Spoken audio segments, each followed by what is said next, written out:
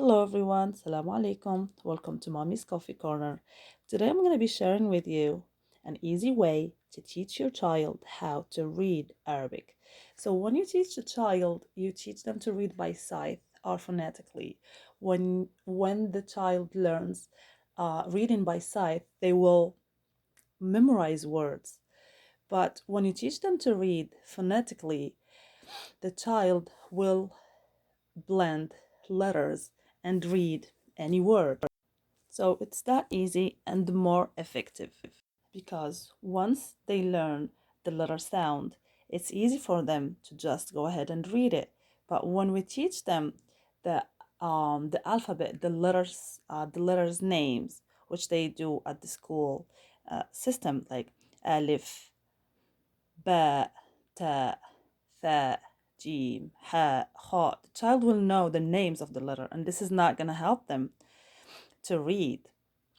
I prefer to teach the child the letter sound. Like instead of alif, I say a. Instead of ba, I say ba, ta, tha, ja, ha, and so on.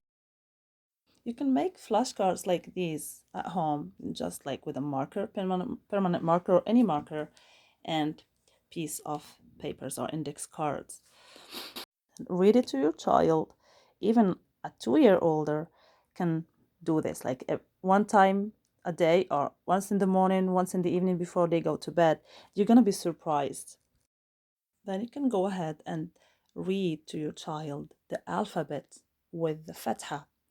I've created this chart to make it easy for the child to read only with the fatha.